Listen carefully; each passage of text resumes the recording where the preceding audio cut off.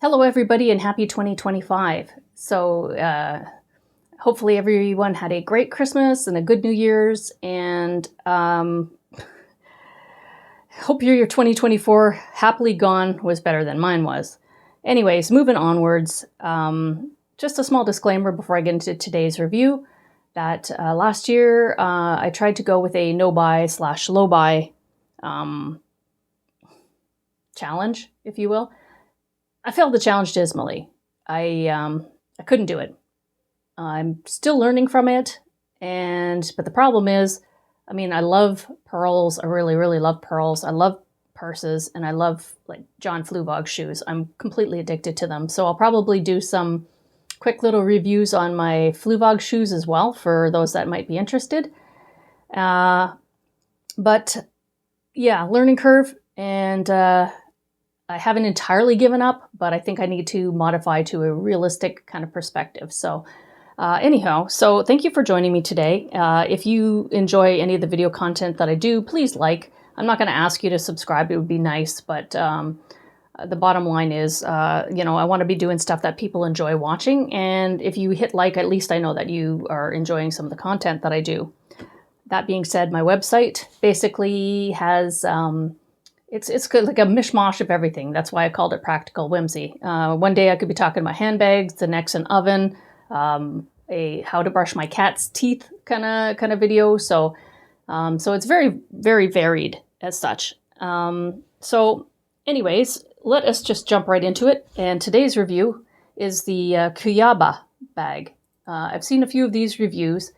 And while they were kind of nice, they didn't quite give me what I wanted from a review. So I'm going to start with the bag, what I like about it, what I don't like about it, and give you a good overall view of the bag. So start off with, it does come off with two, it can be either a crossbody or a shoulder hang bag.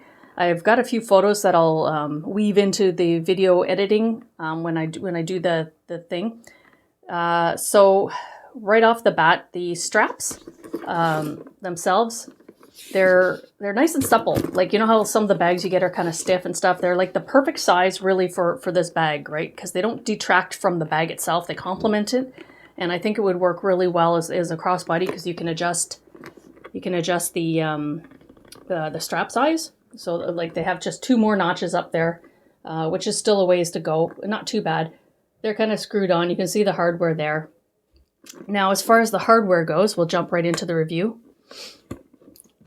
The hardware itself, if I can get to focus in on that, there we go. The hardware is kind of like, it looks almost like it's worn steel. It's like somebody took like a whole bunch of used hardware, beat the crap out of it, like into a bag with the rest of the hardware, and basically that's the kind of silver. So this bag itself also comes in many other different colors, such as like it even comes in a rattan material, which is not my vibe. But if you look here, like the hardware, that's one of the things that I didn't like about it before I get too detailed, the hardware. So if you take a close look here, it's kind of, like I said, it looks like it's worn. It's not a shiny chrome, which isn't bad if you didn't want to worry about marring it up, but I really can't see if you're holding it by hand, unless the chrome was cheap and it would wear off, that you would end up dinging this up so much. I think it would have really looked a lot sharper if the feet and the handles, and just a second here, I'm going to take this little light ring here so that you can kind of get a better view of it. I think it would have been just a little bit sharper had they shone them up. So the hardware in itself is attached by these kind of neat little pivot joints here. So it's not going anywhere. And you can also tell that the leather in itself is actually quite thick. So it's not bad. And the inside, if I'm not mistaken, is probably like a faux suede. Doesn't strike me as actually being like, hang on here, trying to get a good view of this. It doesn't strike me as being real suede. I'd have to double check that on the website, but it doesn't look that way. It's magnetically closed here. Now, if you have the bag too full, it's not going to stay magnetically closed, right?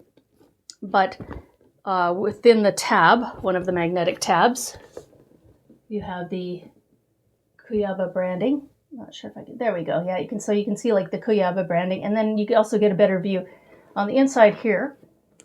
They have the two little hook clasps on opposite sides where you can attach the strap. It also comes with a attached pouch, which initially I thought, I don't know, but the attached pouch is actually kind of a nice enough feeling leather. You know, it's I don't say it's the top grade leather or anything like that. I did actually use it to hold out my cards because you can fit a normal wallet about this size, or like if you have like one of those little fold wallets or something and you have it about that size, you can fit that in there pretty easily with the rest of the stuff. So I just used that because I thought, hey, you know, like the wallet I had at the time was kind of like one of those, you know, huge rectangular kind of wallets that were about yay thick. And let's see, lip gloss from my favorite company. Wish I can remember not. It's one of those video recording syndrome things. My sunglass case, which isn't exactly slim, so that fit in there. My phone, which is a foldable phone. It's a OnePlus Fold, which would probably resemble the same size as the Google Fold, if you've seen any of those devices. That I was able to fit in down and sideways, so it wasn't just like vertical in the purse. And so the inside of the bag, if we can see here, it is the bucket, right? So the stitching on the inside is nice. There's not, it's not sloppy. It's pretty decent.